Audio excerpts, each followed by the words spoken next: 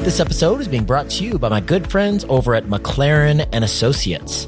McLaren and Associates is the premier sell-side advisory firm for dental practice owners seeking a DSO affiliation or private equity partnership. Their team is comprised of experienced sell-side advisors whose sole focus is to educate practice owners regarding their EBITDA and practice value, then create a highly competitive environment among multiple DSO buyers to create multiple options to maximize your outcome from the sale. If you're interested in learning more about DSO transactions and the options available in today's marketplace, reach out to Brannon Moncrief at McLaren and Associates at 512-660-8505 or go to dentaltransitions.com. That's 512-660-8505 or go to dentaltransitions.com. This is one of the biggest decisions in a practice owner's journey, so make sure you're working with the best. McLaren and Associates.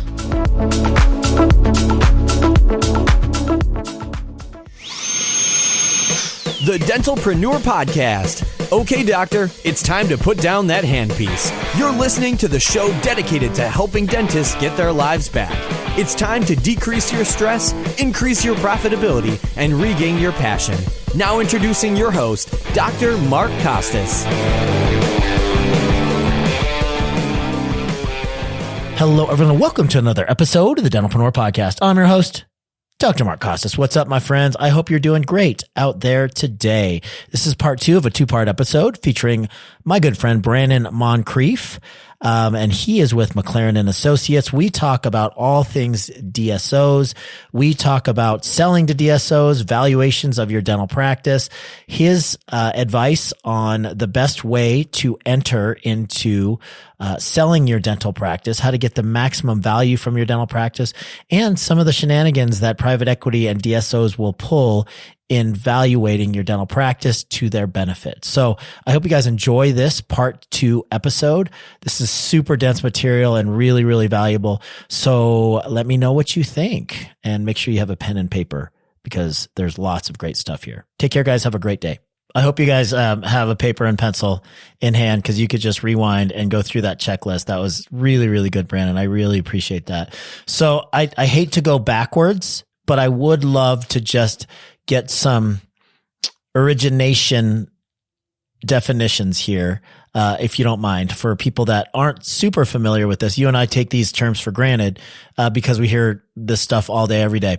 But I would love to get a definition of recap and what that means for private equity. And when people are talking about, MOIC or like multiples on reinvested capital, whether it's a JV model or a non-JV model, that would be a cool term to define for people. And then just simply, the first bite of the apple versus the second bite of the apple, which is what we always hear about. And, recap is basically the second bite of the apple, but I would love to get your just basic definitions for those. And then I have some follow-up questions on that, if that's okay. Yeah, absolutely. So a recapitalization event is essentially a liquidity event. And this is when the private equity sponsor or, institutional investor that owns the DSO sells the DSO to the next investor. And typically at that point, the management team is going to stay intact. All the agreements, the leases, earnouts, whatever the initial DSO agreed to, all those agreements stay intact. It's essentially when just the equity sponsor changes. And at that point, the private equity firm that owns the DSO, as well as the management team that holds equity, as well as the doctors that hold equity, have the ability to liquidate their equity in part or in full, hopefully at a handsome return. Most private equity firms are targeting a 1x return for every year of the recap cycle. So if we're talking about a 5-year recap cycle, private equity is targeting a 5x return on invested capital. Now, those returns will vary to some degree as the DSO grows in size, right? The bigger the DSO gets, typically, the more muted the return on invested capital. Think of it from this perspective. If I'm a 50 location DSO and I add 200 locations, I've grown, by 4x. If I'm a 500 location, DSO, and I add 200 locations, I've only grown by 40%, right? So the return on capital in that scenario is likely going to be much higher with the smaller DSO comparative to the larger DSO. Oftentimes people wonder, how does private equity make money in this industry? And I'll just say it's really, a cost average game. The multiples on the exits at these recaps, they don't vary considerably. They're normally somewhere in the, 12 to 15x range. Well, if I'm a private equity firm and I buy a DSO for, let's say, 12 times EBITDA, and then 5 years later I sell it for 12 times EBITDA, well, how did I make money? It's a cost average game. So let's say at the time that I purchased the DSO for 12 times EBITDA, there was 100 locations. Okay. Mm-hmm. And then I add another 200 locations, but I buy those locations at a cost average of 7 times EBITDA. Well, now my blended cost average across those 300 locations is only around, let's say, 9 times EBITDA. So if I trade again for 12 times EBITDA after a 3 to 5 year recap cycle, I'm reaping that arbitrage between the 9x cost average and the 12x exit multiple. Now, combined with the fact that you juice those returns by using a lot of leverage, that's where you start to see, the 3 to 5x return on capital. So private equity returns is a function of, selling the business for a larger multiple than you've paid, as well as leveraging the business and utilizing bank money to juice the return. You can compare it to buying a house that appreciates. So if I buy a house for $500,000 and I put $50,000 down and I borrow $450,000, and then 3 years later I sell that house for $750,000, my net profit on that house is $250,000, right? But I only invested $50,000 in cash to acquire that home. So I invested $50,000. My net profit was $250,000. I got a 5x return on my capital for 2 reasons. One, because the house appreciated in value. It went from $500,000 to $750,000 in value. And then because I utilized leverage to fund the majority of the acquisition. Does that make sense? Totally. It's cash on cash. It's basically, you put 20% down, and whatever the increased value of the house in this case is, you multiply that, or you divide that by the value increase of the house by the amount of cash that you put down, and then you get some sort of a cash on cash ratio or equivalent. Yeah, that's the power of leverage. Let me ask you this. Do you mind if I just kind of do something basic arithmetic in my head, just so I can clarify this for myself personally? So okay, let's just say, just for round figures, let's say this isn't likely, but let's just say a practice is getting a 10x on their $1 million EBITDA practice, just for round numbers. So you have a $10 million valuation on this large practice. Okay. Great practice, $1 million EBITDA, 10x. So let's say the deal is, let's just say a rare deal, and they are agreeing to 80% down and then 20% invested capital moving forward, right? So you get $8 million at close, and you're reinvesting $2 million. The recap cycle is 5 years. So if it's going to follow your formula, the average formula of 1x per year, you're getting a 5x on your reinvested capital of $2 million. So does that $2 million then turn into $10 million at the 5-year recap if you choose to liquidate all of your shares? That's correct. And in your assumption, you are entering that recap cycle early, right? It has to be early if you're going to get 5 years. Yeah. Right. Correct. If you're entering in year 1 of the recap cycle and they hit a 5x return at recap, then yes, your 2 million becomes 10 million. If you're entering in year 3 of a recap cycle, that stock that you purchased, and we're talking about a holding company model in this scenario where you own the stock at the parent company, the DSO level. Right. If you were to enter year 3 of the 5-year recap cycle, in year 1, the stock was marked at $1 a share, what we call par value.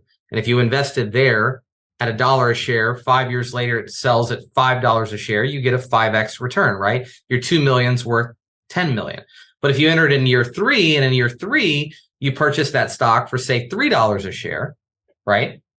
And then it ultimately ends up selling for $5 a share. Your return is going to be severely muted comparative to the doctor that entered early in the cycle. So paying attention to, where you're entering in a recap cycle and what you're paying for that stock and when the next recap cycle is expected to occur and what that return is going to look like, I think is also critically important. And then when you layer in, comparing a holding company structure to a joint venture structure that functions completely differently, comparatively speaking, where is that joint venture buyer at in their recap cycle? And what are your rights going to be at recap? Can you sell your equity in part or in full? And do you get to sell at the parent company multiple? This is where these conversations get infinitely more complicated. Sure. When you go to market and you're looking at 10 offers, and some are holding company, some are joint venture, some are 2 years into a 5-year recap cycle, some are 4 years into a 5-year recap cycle, and you're trying to compare apples to apples, that's where you really need somebody to sit down with you and talk about, how do we level set and how do we compare apples to apples from offer to offer?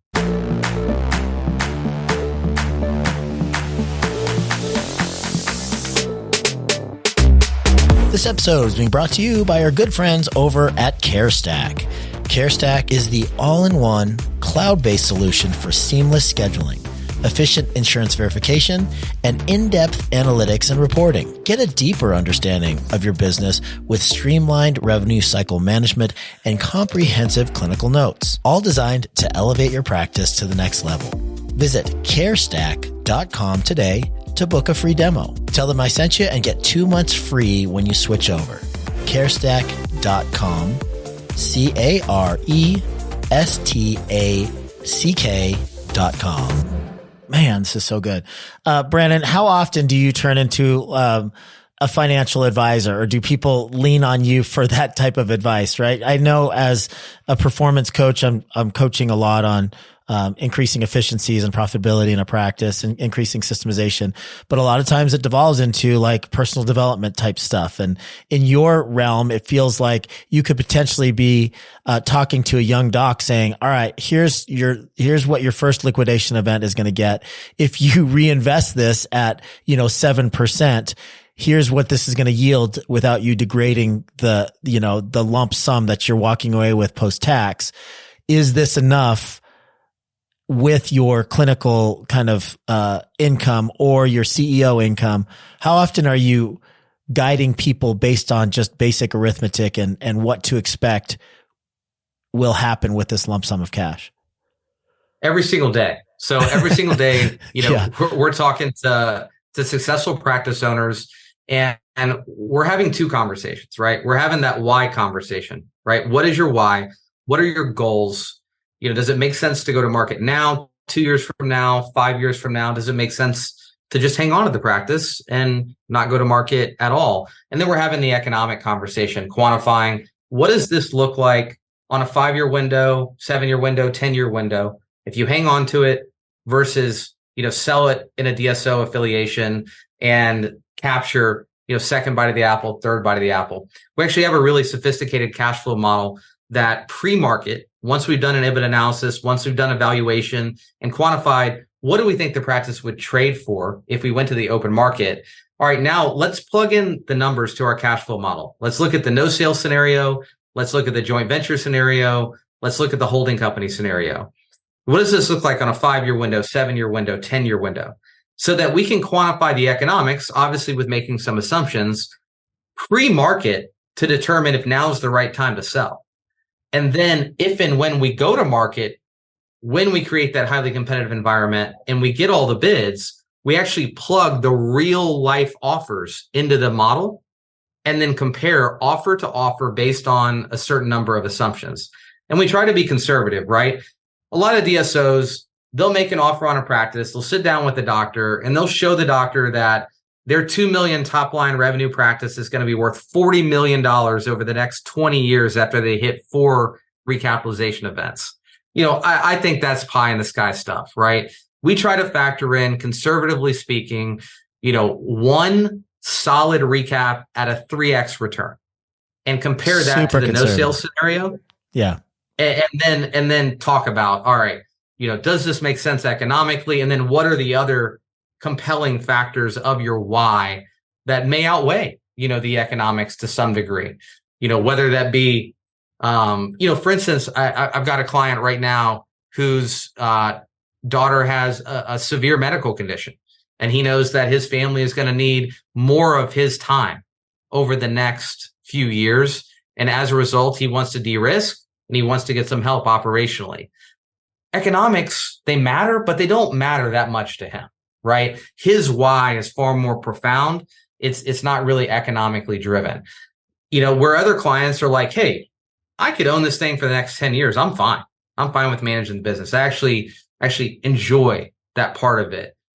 It's purely economic for me. Well, then we're going to take, a super hard look at the numbers, run those financial models, and decide when is the right time to go to market. And especially if they're in a high growth mode, does it make sense to hit pause for a couple of years? If so, what does the valuation look like today comparative to a couple of years from now? Let's also talk about the risk factors, right? What does the market, the macro environment look like? Will these multiples still be 7, 8, 9x 3 years from now? Nobody has that crystal ball, but we're constantly given that type of guidance to our clients. Awesome. Okay. So without selling, you've sold us on the necessity for an advisor going into this kind of gauntlet of practice sales, particularly if you're dealing with a DSO or a private equity backed DSO. So what is it that you do? How do you engage you guys? How do you guys get paid? And what's the process look like from the first time that they reach out to you to the actual close of their practice?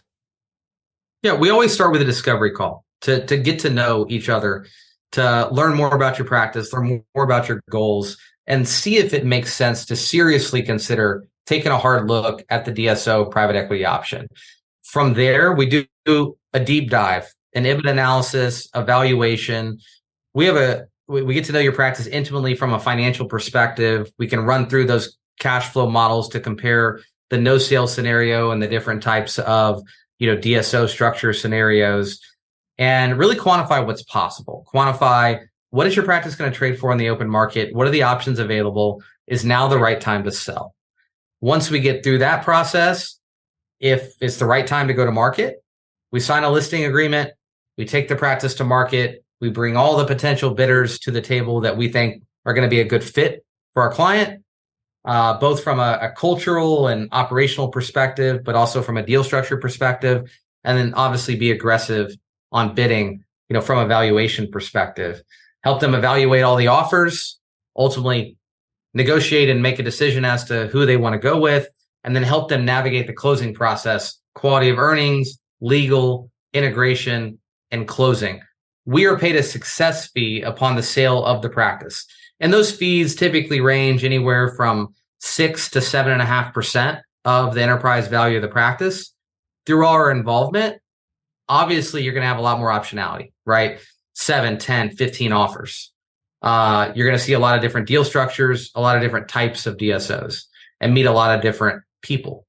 But on average, you're going to see a lift in valuation of 20 to 25% comparative to if you called those same DSOs on your own and tried to negotiate a deal in the dark.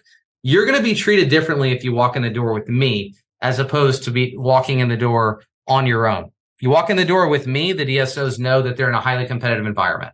They're going to have to put their best foot forward, and they're not going to be able to play a lot of those games that we described earlier, manipulating EBITDA, manipulating deal structure to ultimately drive down your economic return. And, you're worth, as a practice owner, you're worth one deal. as a sell-side advisor, as a broker, I'm worth hundreds of deals. So they treat us differently. They treat our clients differently than they would treat you if you walked in the door on your own. That's great. That's great. Okay. So, in this world, you have people that are full-time recruiters, business development, vice presidents. These are guys that are going out and recruiting, and they're sending out flyers, and they're going to state and regional meetings. They have a booth. Hey, look, sell to us. Here's what we could do for you. They get leads that way, and they work directly with sellers. And then there's also these business development people potentially that have relationships with people like you and others like you, and they get practices that way too. So what would you say is the ideal way if you're selling? You alluded to this earlier, but I just wanted you to remind our audience, what is the best way if you get one of these postcards and they say, hey, don't pay 6% of your proceeds to a sell-side advisor. We'll take good care of you. Trust us. Save that 7% and you'll walk away with an extra couple $100,000 in your pocket. What do you say to the doctor that's considering doing this because they've gone directly with a couple DSOs and they've gotten a nice steak dinner and red wine out of it?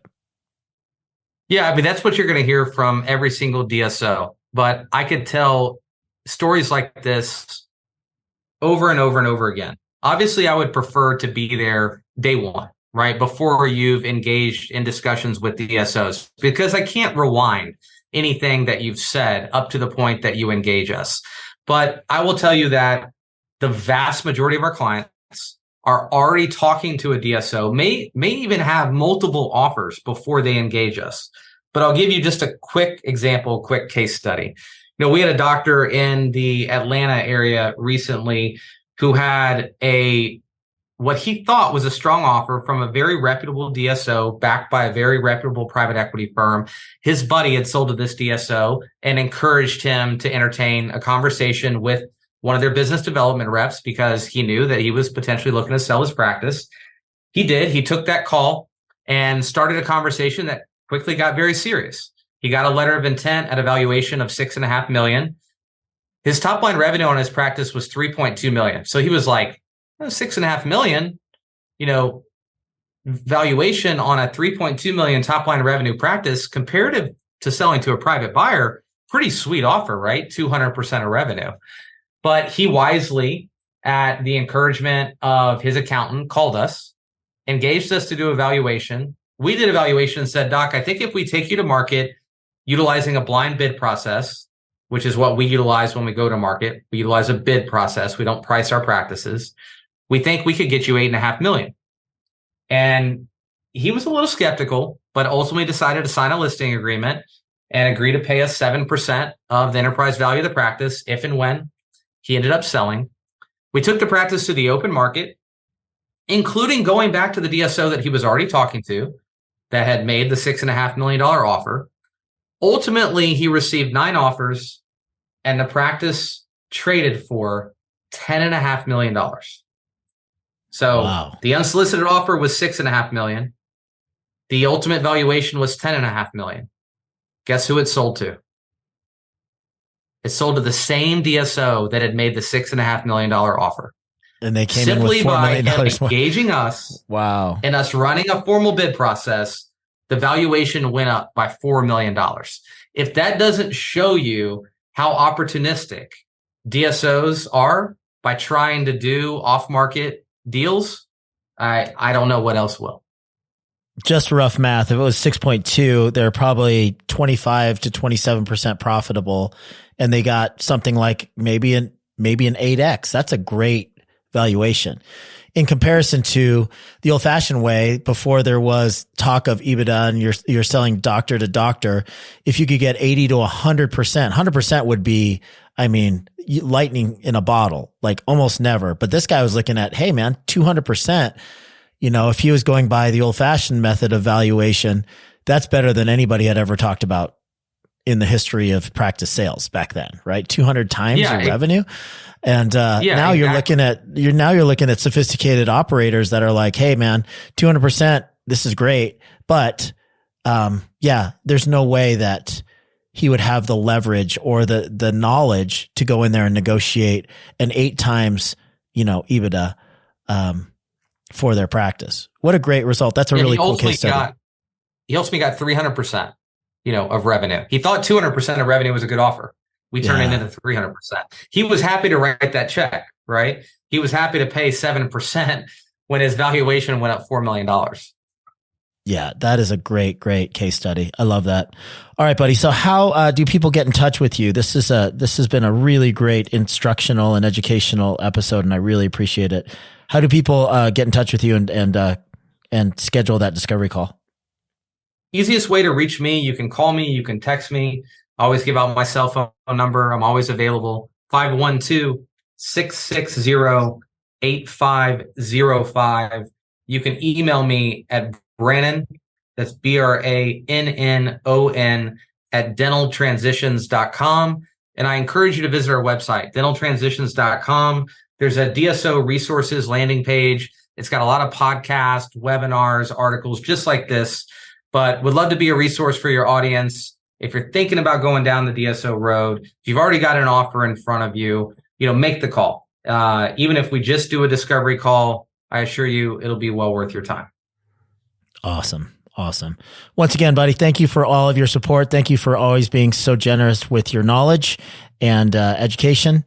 And can't wait to see you again in person in April at the Dental Success Summit. Absolutely. All right, my friend. Thanks, Mark. Thanks for having me. No problem. Ladies and gentlemen, Brannon Moncrief.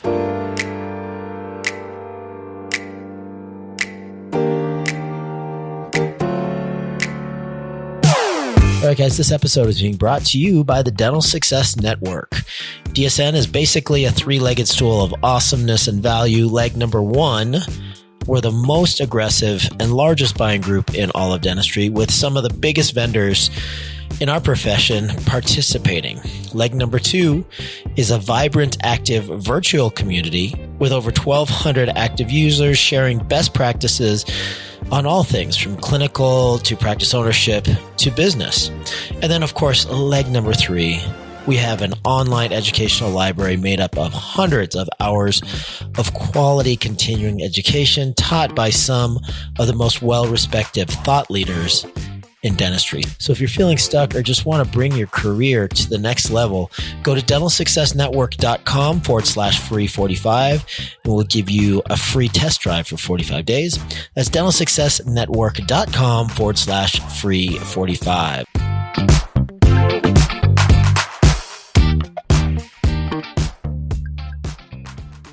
And that wraps it up for another episode of the Dentalpreneur podcast. Look forward to reconnecting on the next episode. Thank you so much for joining us today on the Dentalpreneur podcast. Check out TrueDentalSuccess.com for full recaps of every show, a schedule of our live events, free video tutorials, and a whole host of practice building resources.